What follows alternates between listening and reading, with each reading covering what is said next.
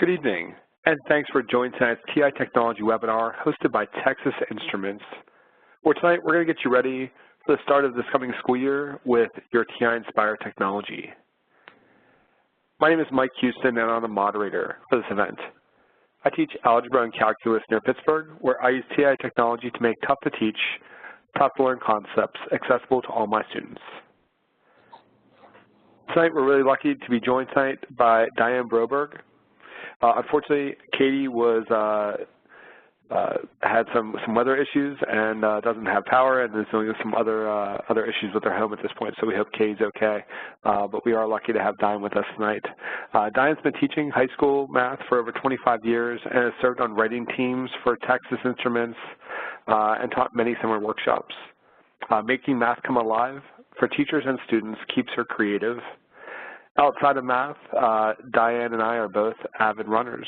Diane, we're really lucky to have you with us tonight. Thanks so much for joining us. I'm glad to be here. I wish Katie could be with us too, but I hope she's safe wherever she is. We're expecting a large crowd, so if you have any questions for Diane, please feel free to send them using the Q&A window on the right side of your screen. We'll also be using the chat window to send general messages, and that chat window, the best way to send those messages is send to all participants, as opposed to all attendees. Send your chats to all participants, please. As a reminder, this session is being recorded, and we'll provide a link for the event certificate of attendance at the conclusion of the webinar. We hope you don't have any audio issues, but in the event that you do, try selecting Communicate from the top of your WebEx menu and choose Audio Broadcast. At this point, Diane is going to discuss our agenda. So you've had some of the welcome and introductions already.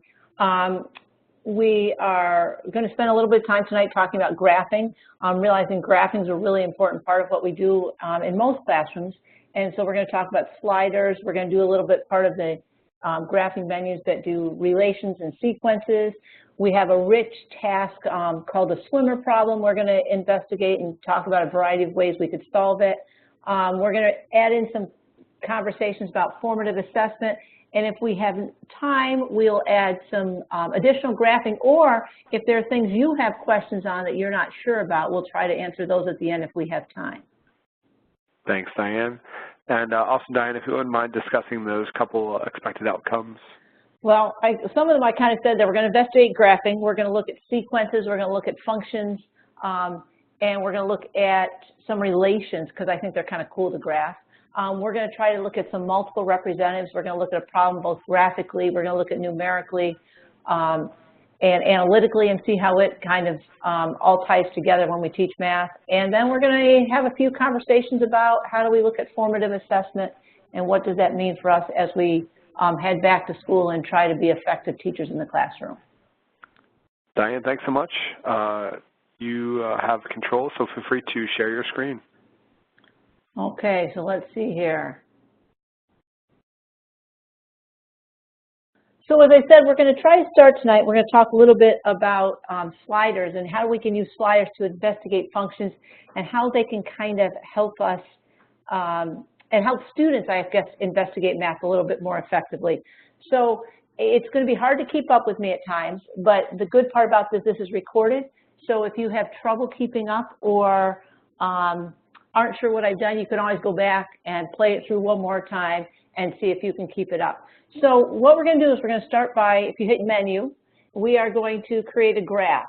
And now when we create a graph, we're used to typing in, you know, y equals 3x plus 6. And if I type in y equals 3x plus 6, you all know what I'm going to get. I'm going to get a line, and it's a pretty static line for me for now. But if instead of doing that, I'm going to type in here something different. First, I'm going to go get rid of what I had.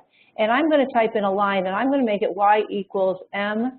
I'm going to put a time sign. It's really important you put the time sign, because if not, the Nspire is thinking of us as the variable would be mx instead of m times x, and I'm going to put plus b. And most of the time, this would be like, is this going to do anything for me? And if we hit enter, hey, it says, hey, can I create a slider for m? And so we're going to click, hey, let's click OK and see what it does for us. When we do it, it's going to create this little box. And when it creates this little box here, we're allowed to do some things. If we hit Command and click. Whoops, let's see what happened here. Where did my thing go? This is the problem with sometimes doing it by yourself. My command click is not doing what I was expecting it to do just a minute ago. Uh-oh, now I've really done it in.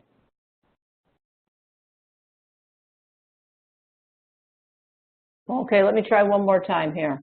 I'm going to add myself a new document here. I'm going to press graphs. I'm going to type in m times x plus b. I'm going to hit enter. It's going to ask me if I want to create my sliders again. I'm going to click OK. I have two sliders this time. What happened last time is I already had a variable defined as b, which was why it was bolded. I would have shown you that in just a minute.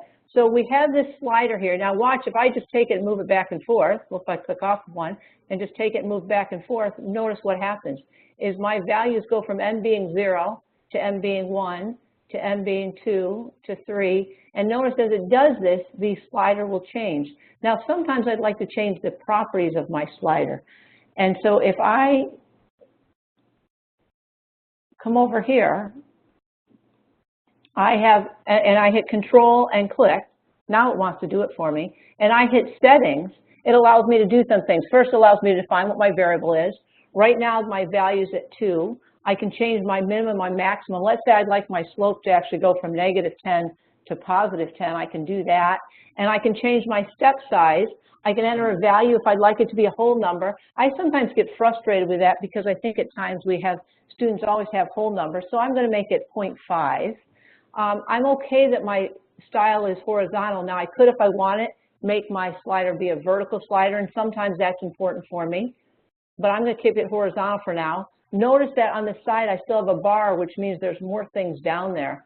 So if I go down, I can decide how many decimal places I'd like to slide it or to keep it with. And I can also do this, which I'm really keen on. This is going to minimize my slider. And so if I click on this and then click OK. Now this is just going to keep my variable name there for me, and this is going to allow it to show my scale a little bit. So if I click OK, notice what happens.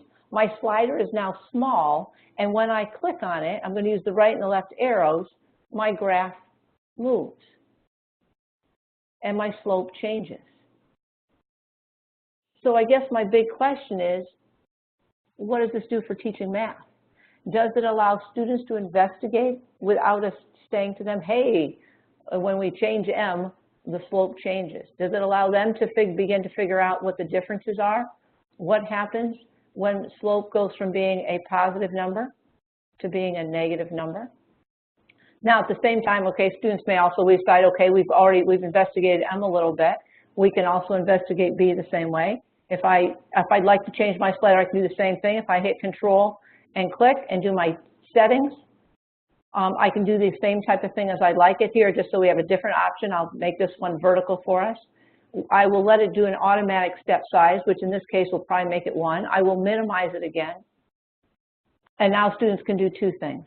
So I can have a slope that is 2.5, and then I can change my y equals mx plus b. And we can see what sliders do. So a couple quick questions we might think about asking. And Mike, when you're looking in the chat window, see what kind of questions are people coming up with. But one of my questions for you all is, how can this be used in the classroom? And if you think about that, we can begin to think about, does this allow students to investigate? Does it allow us to differentiate learning? Does it allow students to see multiple representations?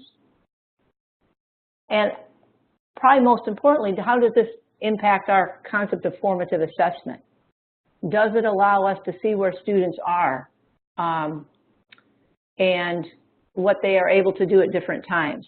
And so for me, this has become a way that we can investigate all sorts of different equations.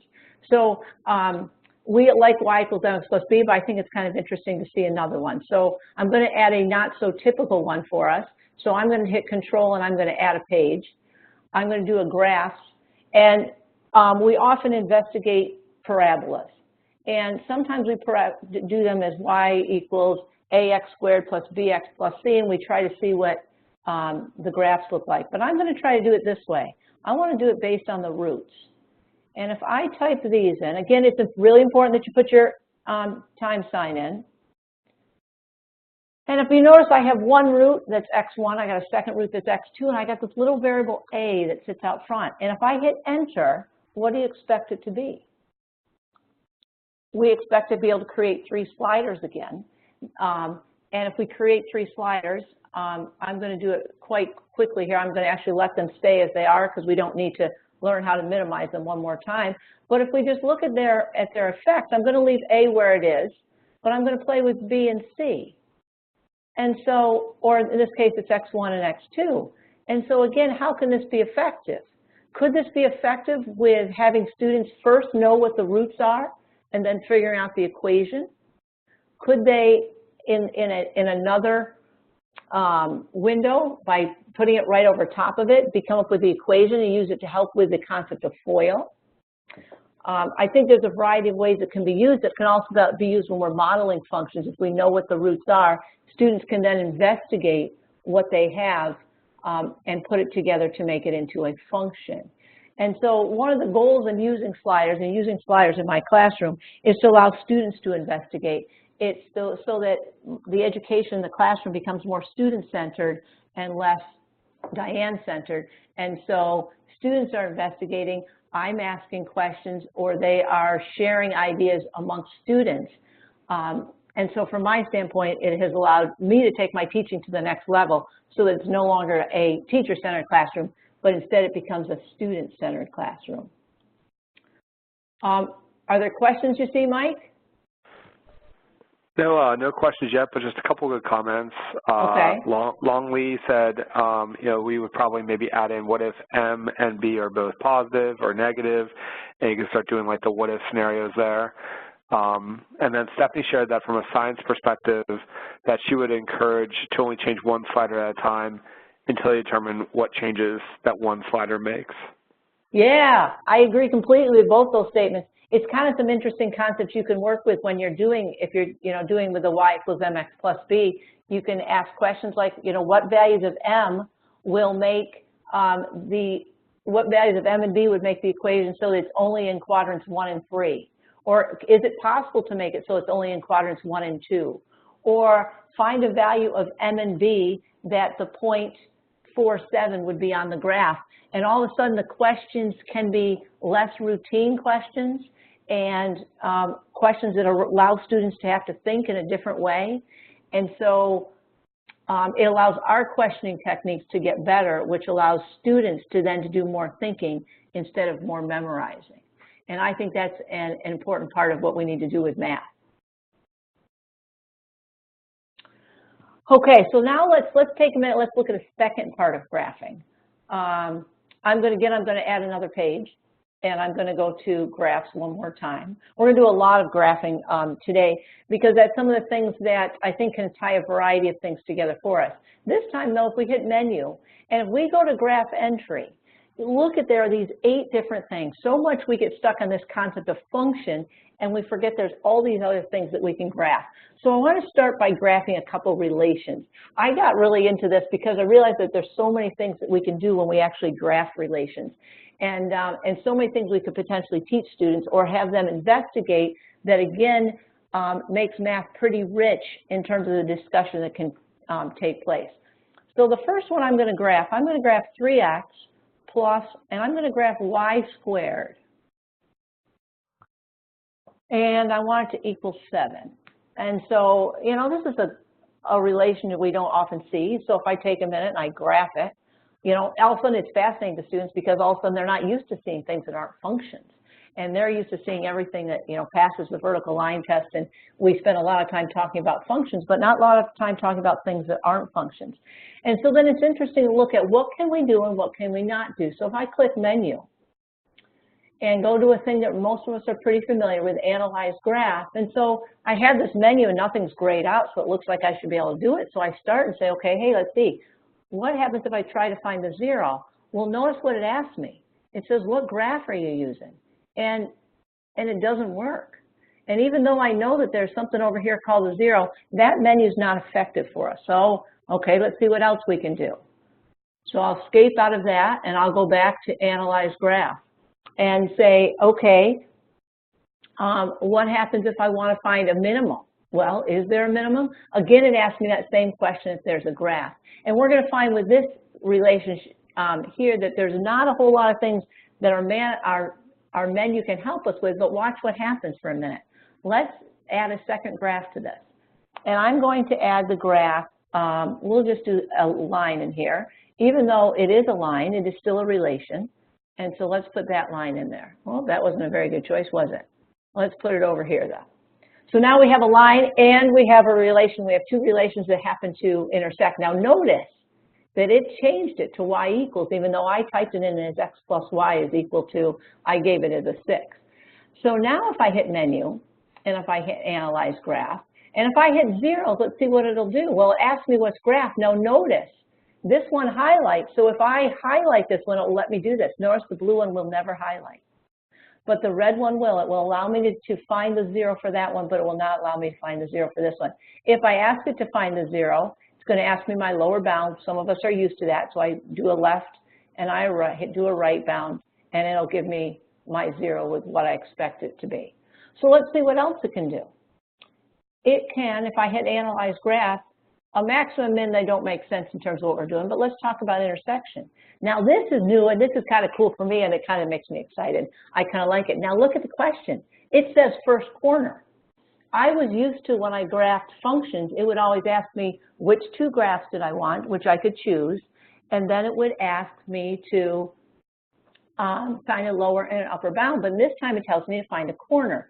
So in thinking about what I should do, well, I'm going to probably create a box if it's looking for a corner. So if I put the box wherever I like, I can click. I can then slide over, and I can find a point of intersection. Now let's see, can we get both of them? Notice that it'll only do one at a time, but it will give me my point of intersection. It does it a little differently because we have a relation, or we have, in this case, two relations, but it would allow me to actually find both intersections if I'd like to find both intersections. So for me, this concept of relations has been something that's been fun for me to investigate with students. So here's the next question for you. If I look at this graph that we just did here, let me go back, let me hit tab, because if I hit tab, I'll get this. So an interesting question we often ask students is, what's the difference between 3x plus y squared equals 7 and the graph of y equals the square root of 7 minus 3x? So if I do that, I can graph that same exact function on here. We can ask the students, well, what's the difference if I do that or if I graph the square root of 7 minus 3x? Oops, where'd it go? I've got to pay attention.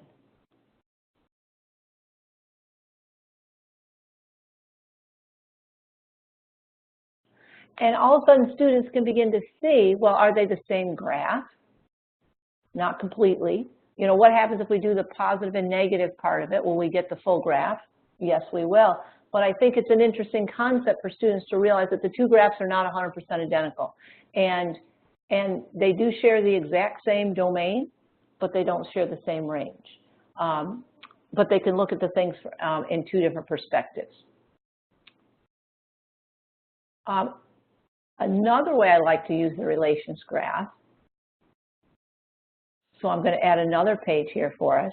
I'm going to graph one more time. Hit menu, graph entry, let's graph a relation. What's our other favorite type of relation? Which we sometimes forget about, that it is a relation. How about, let's do 3x plus 4y is, now I want to use greater than or equal to.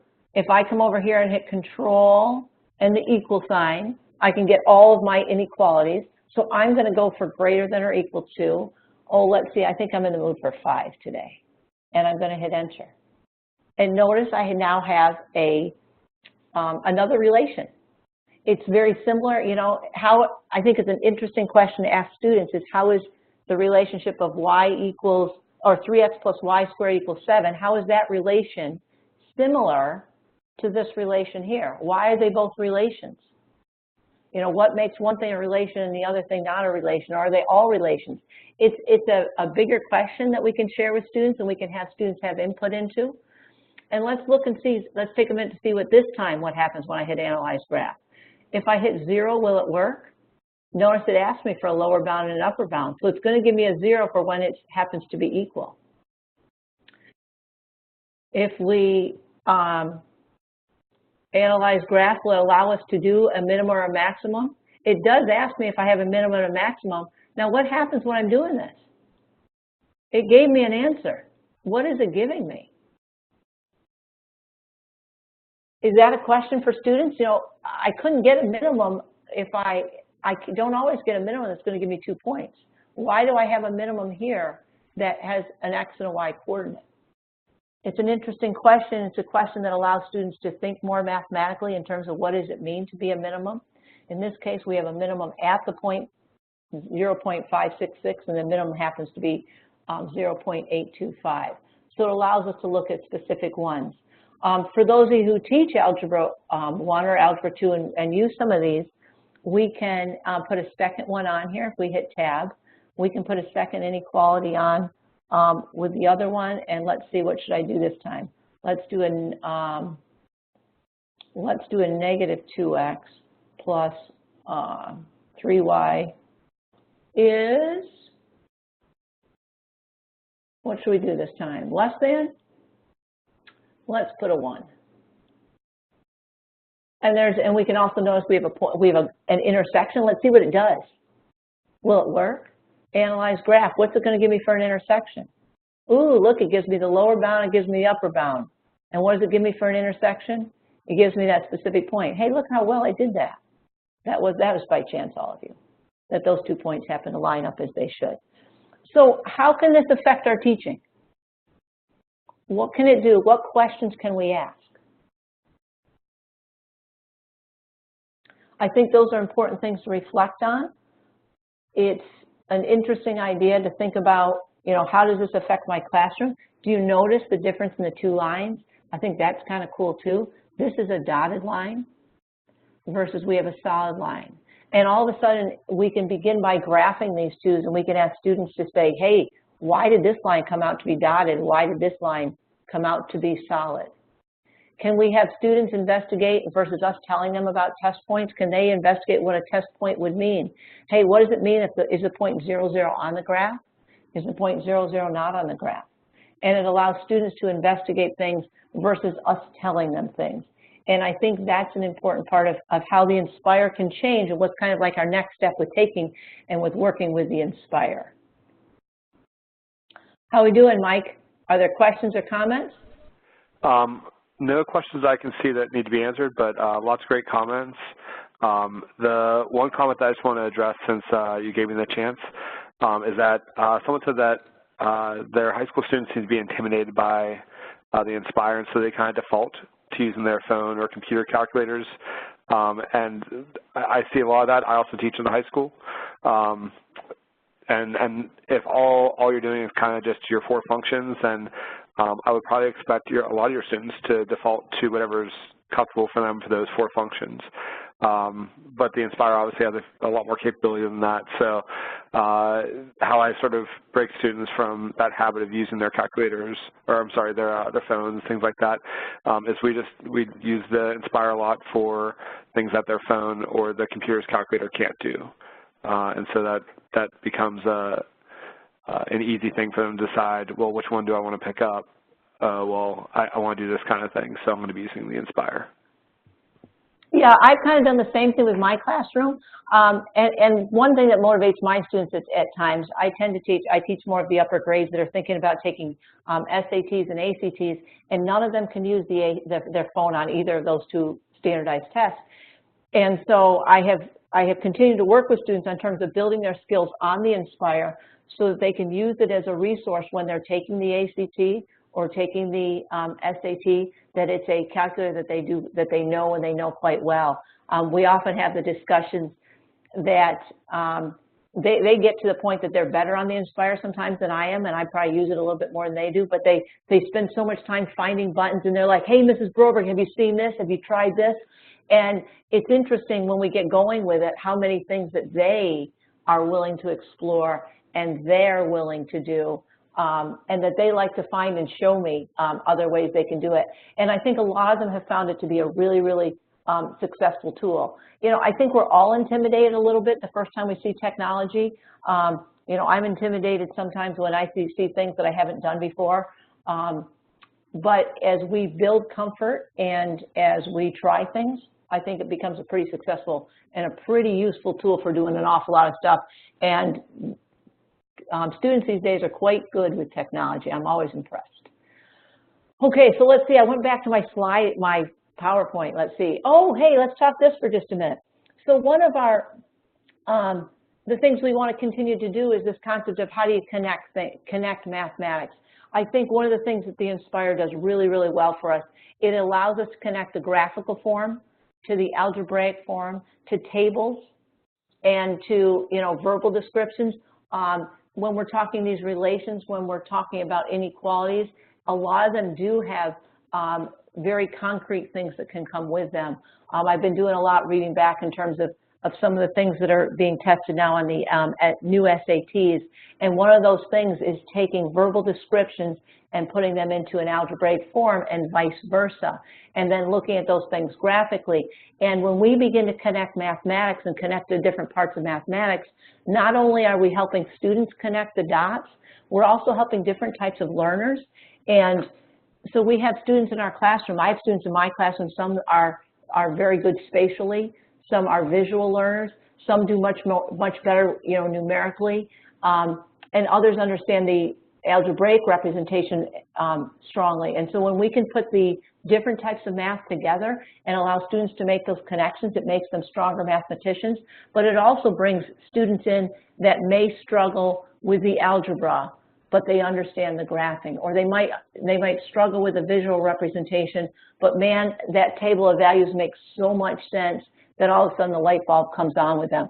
So I think it's important that we look, and every time we begin to teach a mathematical concept, that we think about, you know, how do we evaluate materials and resources that we have, how do we promote mathematical practices, and how do we begin to connect these things.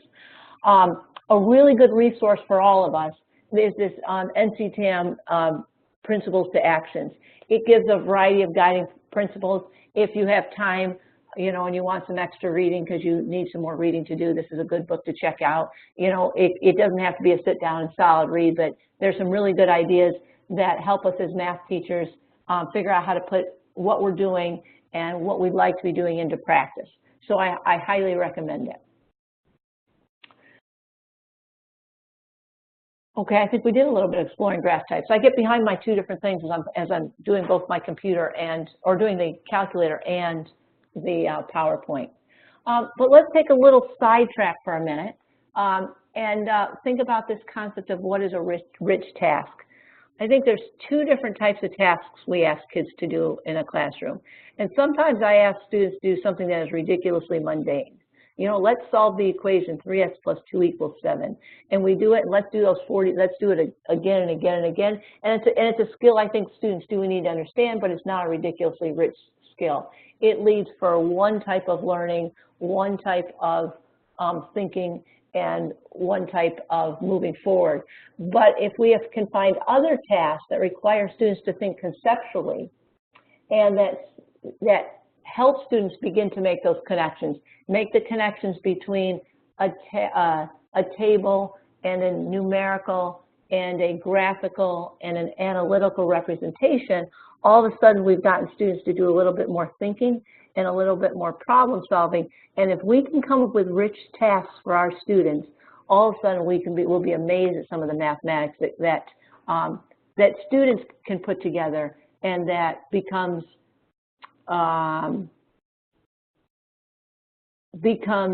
real to them, which I think is an important thing that we're looking for to do as math teachers. So here's my rich task, I think, for the day. So I'll give you a chance to read.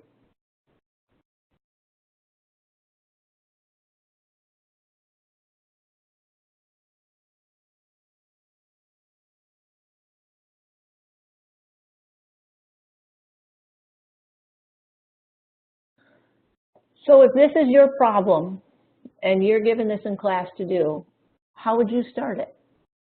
Take a minute, answer in the chat window. How would you start it? What would you do?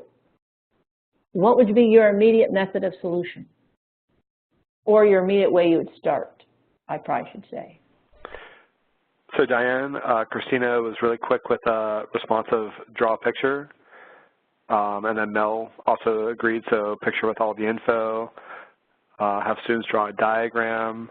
So it looks like so far we have a lot of pictures, diagrams, labels, so that seems like a good first place for a lot of students to start. Okay, so we want a picture, so let's see if I can find a picture here for a minute.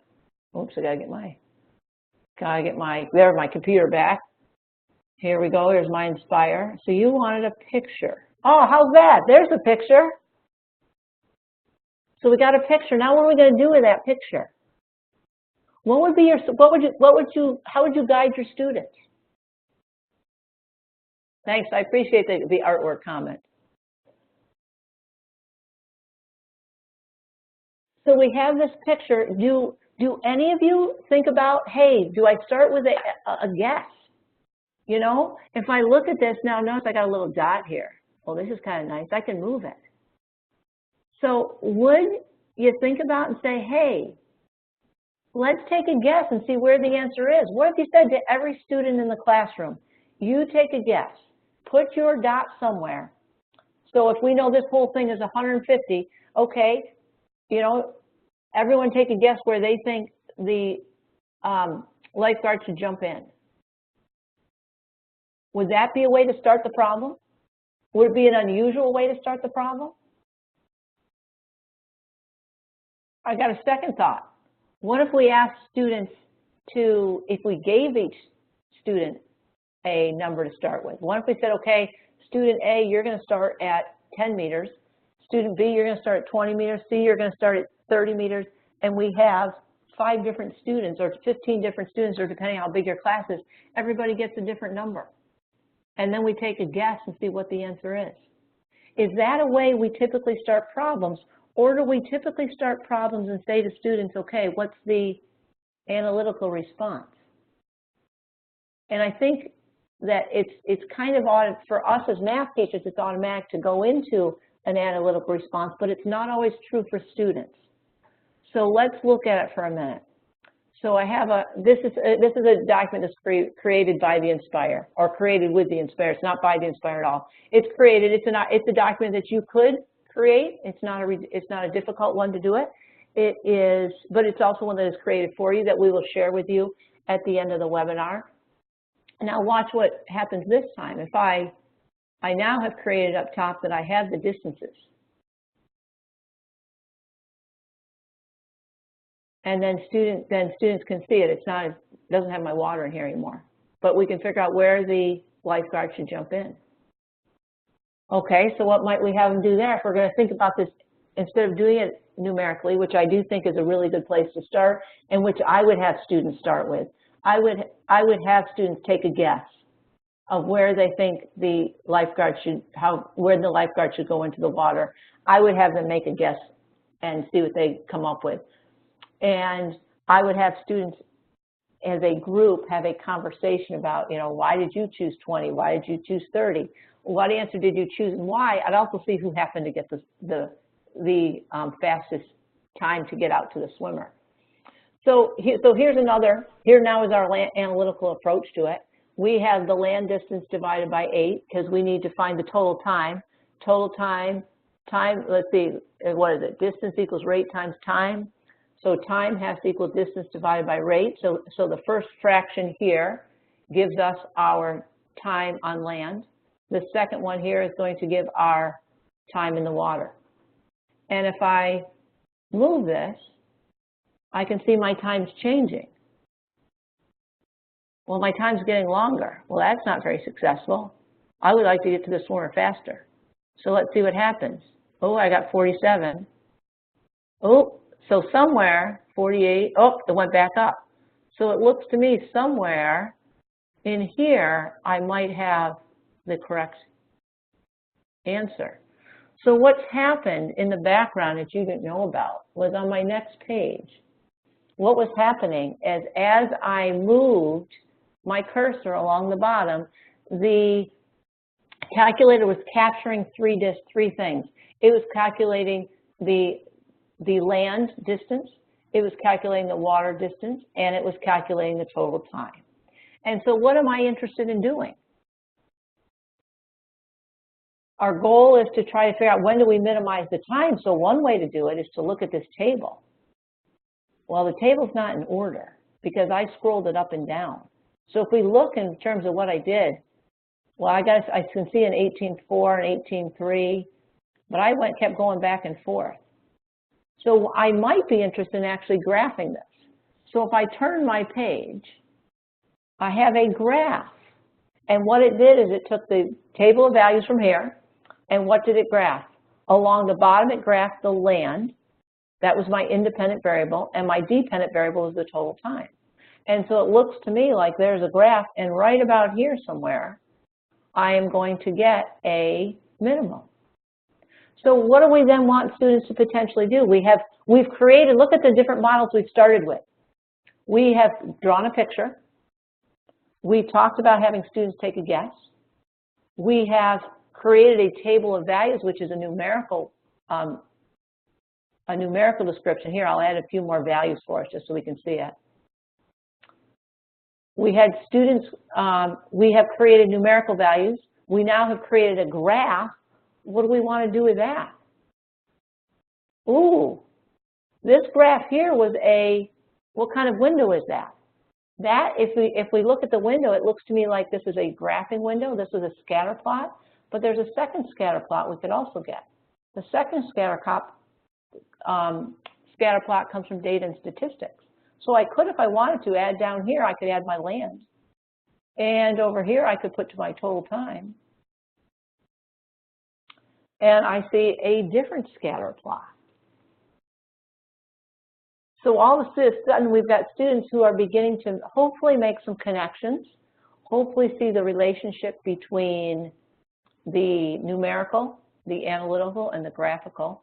And maybe we'd like them to eventually, on this graph, put an equation. What equation are we going to look for? So we could put the equation here. We learned before that if I hit my menu key right now, if I go to graph entry, ooh, what do I want to graph? I wanted to graph a function this time. What was my function? Let's see, it was my land. Land, let's see, how did we define it? Did we define it with an x, or did we define it as, was it an x divided by 8? Ooh, and then I'm going to have to think about it. What's my, what is my other one I'm going to put here? Oh, I got to think, what was my water distance? My land distance, if I'm, am I calling it x, or maybe I should call it 150 minus x? Is that a good question to ask? Are those questions we should be asking? I pause to let you consider that. And what we can then do is we could continue, and we could have students, I personally would have students come up with what they think the equation is. My students would always start with, they always like the thing to be x. So I would have, I'm sure, have people put x divided by 8. Whoops, that's not a divided by sign. Let's do it this way. Here, let's make it look nice. If I hit control in my little fraction bar, and if my students would put x over 8 here, I'm positive they would, and then someone would be like, that's got to be my land, it's got to be a hypotenuse, and so what's it going to be here? So let's get my second fraction. Oops, let's try not doing that. Oops, where'd it go now? Here we go again. We got x and 8. I want to go over, and I'm going to put a plus. And then we probably want another fraction. And what would they put? Someone might put a square root in here. What might they make it the square root of? I'm going to put this in. And I have a purpose. My students don't think I do all the time. Uh-oh, it's not there. And they're like, oh, Mrs. Broberg, it's broken. The calculator's not working again. And I'm like, it's probably there, guys. What did you do? And so this allows, this again where the Nspire helps so much. All of a sudden, that graph is on there. It's there somewhere. And if they hit trace, they could find it. Or if they zoomed out, they could find it. But what are we getting students to begin to do? My goal is that we're getting students to begin to think about math, and we're having them do the math, and we're providing the guided discussion. And that's what I think is our next step with the Inspire, is how do we get guided discussion, how do we get students to begin to move, to ask, that we can ask good questions, and that they're doing good math each and every day. This ties together all sorts of different parts of math. Is it a question that can be done in Algebra 1? My answer is yes. Are they going to understand the equation? Not necessarily, but we certainly teach distance equals rate times time. So is this a problem that is only accessible to calculus students? And my answer to that is no. I think this is a problem that's a very rich task that is accessible to students in Algebra 1, in Algebra 2, in pre-calc, and in calculus. It all depends how it's presented to students and what you'd like them to get out of it.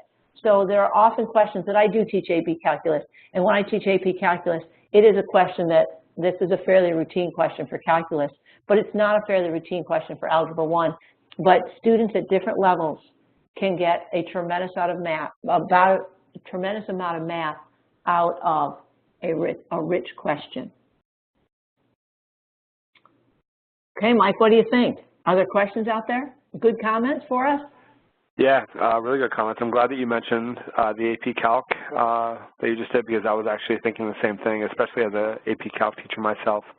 I think especially for a lot of math teachers, you automatically, especially if you're a calc teacher, you see this problem, your brain automatically goes, you're like, oh, this is a calc problem.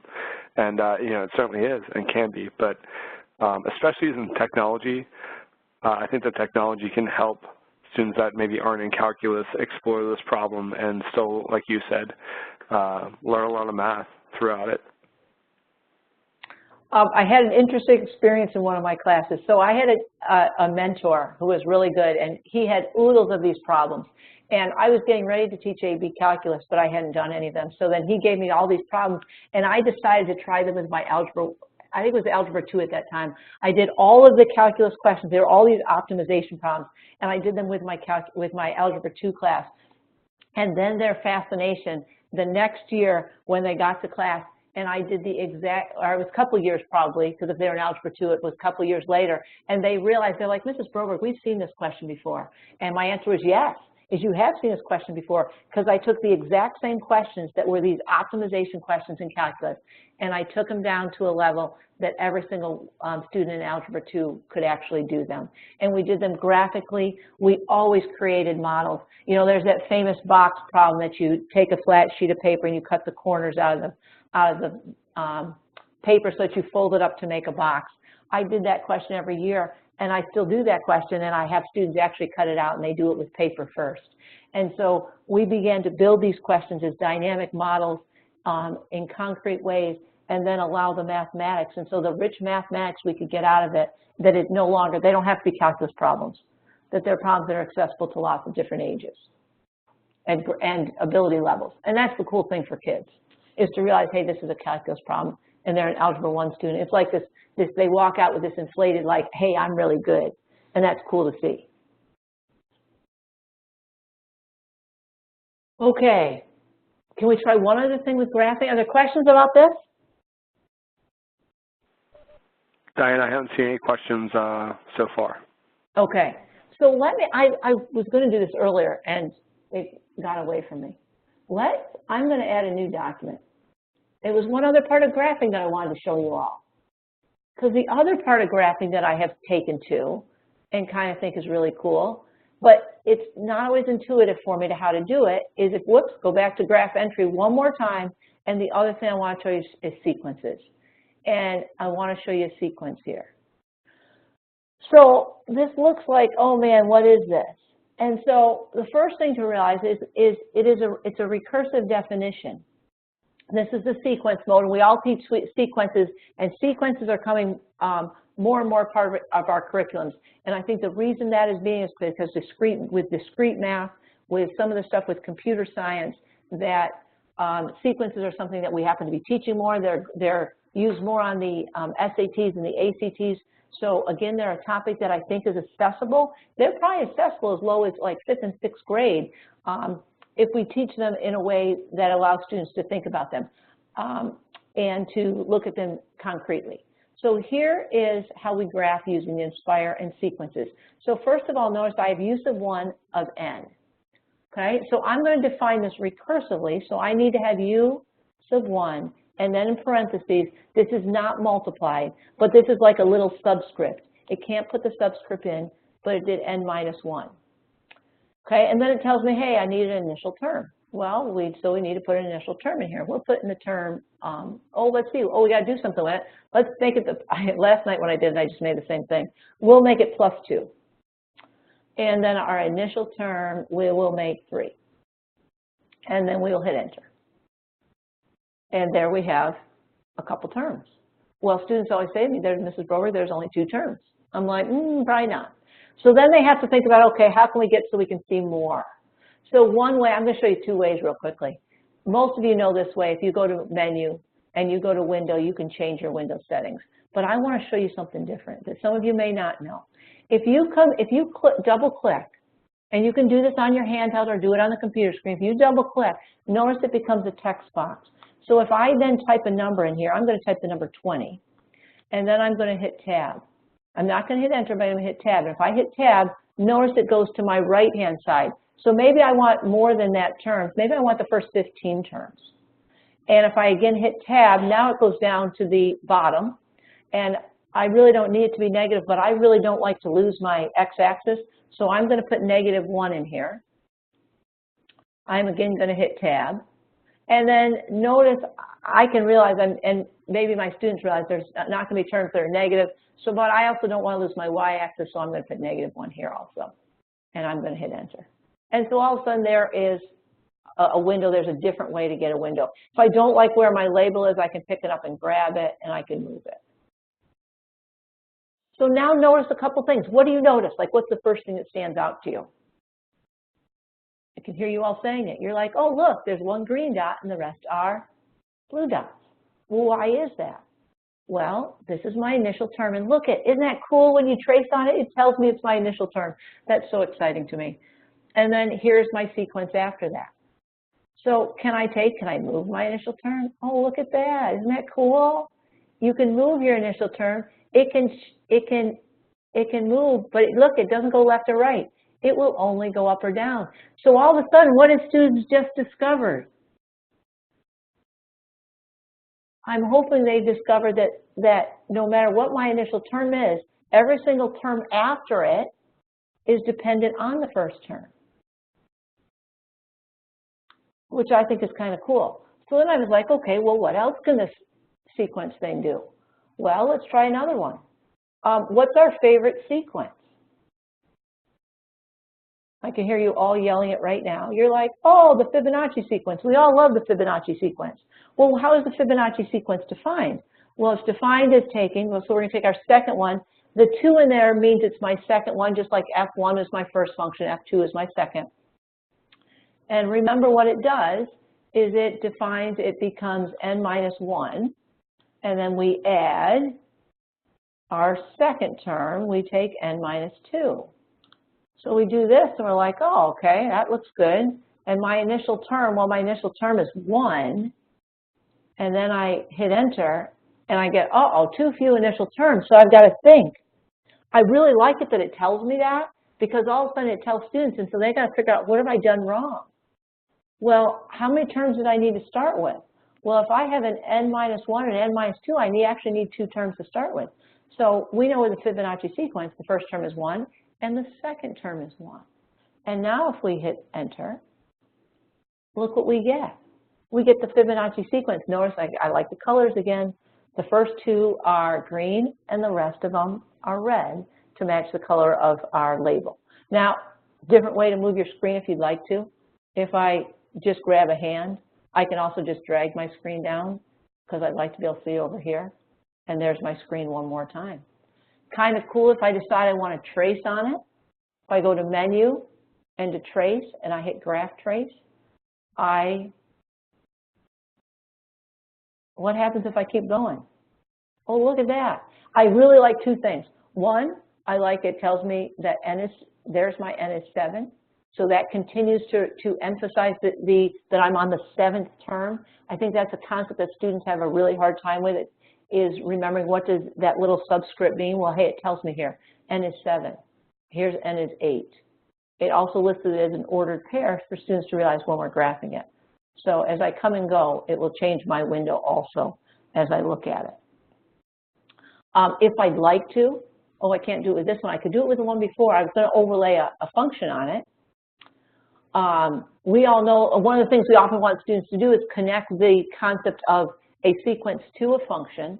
And if we do that, graph entry, if I put a function on this, let's see, I don't know what my starting term is anymore. But let's see, we know it's 2x plus some number. I'm going to start with 3, and I'll make it 3 if I have to. There it is. So here, how am I going to get it back to be 3? Well, one, I could just take this and I could drag it and get it pretty close. Other way I could do it is if I hit menu and graph entry and go back to sequence and to my sequence. If I now scroll up, now that's my Fibonacci when it's not on this page, go up one more, there's my initial term, it is 5. I actually wanted it to be just 5 and hit enter. And they would actually match. Now I think what's a cool discussion here, I think one mistake we often make is that these are not the same function. These are not identical. That it's really important to emphasize with students, and they can see it so clearly with the graph here, is that the domains are very, very different. And one is a discrete function, one's a continuous function. And again, that brings something that is an abstract concept. It makes it very concrete and very, very visual for students. And so one of the things I would encourage you as you can think about this year and think about what you are doing in your classroom is how can you help make things as concrete, or so your students can see them, so that math becomes theirs and not ours. And what kind of questions can you ask? Because that's what the Nspire should change for all of us, is what kind of questions are we asking and how are we getting our students to participate a little bit more in math. So let me go back to my PowerPoint and see how have we done. Oh, we got that problem done. Oh, what other methods we've done a variety of things with what methods we might use. Mike, are there questions out there? No questions, just some really great comments. Lots of thanks for talking about sequences. Sue just said the visuals of the graphs help with vocabulary without using it yet, which I really like. I would agree. You know, it allows students to define things, it allows students to be part of things, which is really kind of cool. Are there things, let's see, Mike, how are we doing for time? I haven't even looked. It is 8:53. Does someone have something they're dying to know how to do on the Nspire that they don't know how to do? If so, maybe they could use the chat window. Okay. I appreciate you all coming. We're down to those last 5 minutes. Oh, I see. Can I do a piecewise function, Mike? Yeah, that'd be great. Okay, so let me see here. Oh, there it went. Okay, so a piecewise function. So if I'm going to, I will add a page here. I'm going to add a graph, and we want to do a piecewise function. So let's see. If we go to, there's this little key right here. It is our math templates. And if we click on that math templates, oh, I'm going to have to, sometimes mine doesn't like this, and I'm not sure why. It's, you ever have it? I have, Diane. I know you're using a Mac, and sometimes I've noticed, like, whenever I either update my Mac or I don't update my TI software, or vice versa, sometimes I get some strange things happening. So this has happened to me before whenever I go to click on that template key and then it just is blank. Yep, and usually when this has happened, what I have to do is I have to quit out of my software and back in. Yep, I agree. Mike, have you found any other way to do it? I have not. And there's no other way for me to insert it, is there? Not that I know of. Well, here, whoever just asked the question, if you leave your stuff down below. If you give me an email address in the chat window, I will respond to you via email how to do it. Piecewise functions are so pretty, you'll be like, oh, you'll be like so happy you asked the question. I really wish I could show it, but I'm not going to be able to. There's a little template. This template key has that. I was going to say, let me just add that if this was working the way we expected, you would see a bunch of templates there, and one that would look like a piecewise function. There's actually two of them right next to each other. One has 2 pieces and one has 3. The 3 lets you set up any number of piecewise functions, so you could do 2, 3, 4, 5, etc. And so there's 2 fields for each line of the piecewise function. The first field is the function. The second field is the domain restriction for that. So it literally, just like you would have your students write out on paper, it's the same way and asking for the same information in the same order on the Nspire. All your inequality commands are on the left-hand side of the calculator underneath the equal sign. So like the control equals will give you all those inequalities if you wanted to use those. And then you can just use the standard X for the independent variable that's under in the alpha keys. Yeah, I apologize how much it really didn't like me doing that. How about, Diane, let's see if we can just do this. We have a couple minutes left. I'm actually going to take control back from you if that's okay. Yep, let me. And then I think I can show it. Yep, there you go. Let me see if this works. Hold on. So I'm going to share my screen.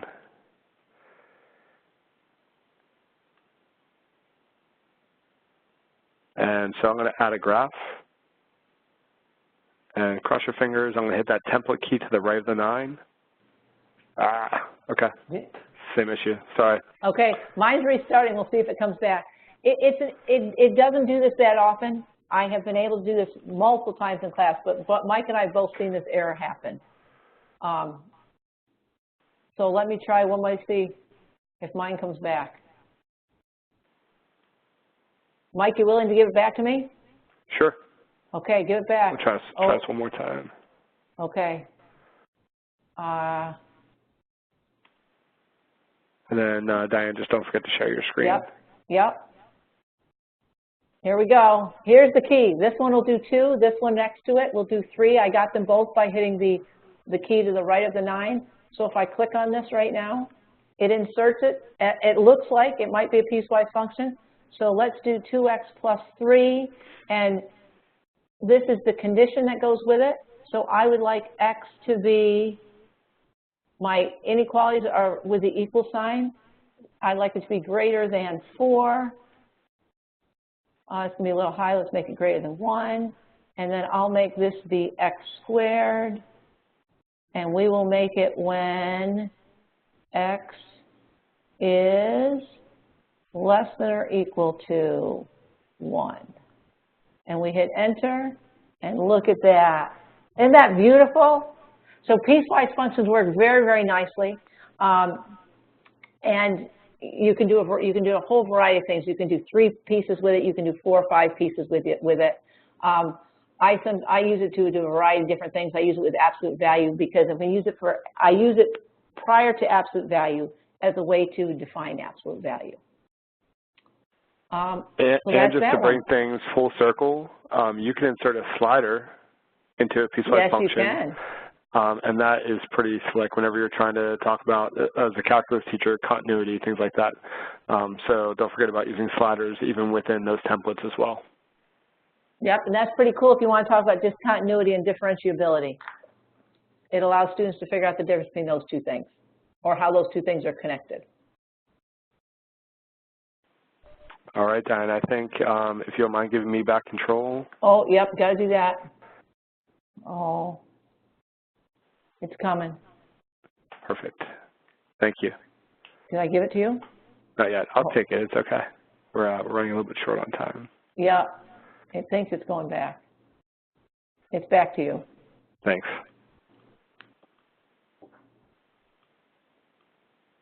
All right, so to receive a certificate of attendance link, go ahead and click the link in the chat window. And also this is a link for the documents. I just noticed I didn't hyperlink that. Let me try and fix that real quick.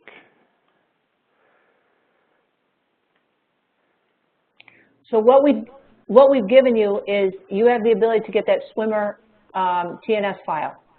So that you can use it in your classrooms. You can download it and use it. Yep, along with all the documents that both Diane and myself use tonight, so the PowerPoint, all of that is located in that documents link.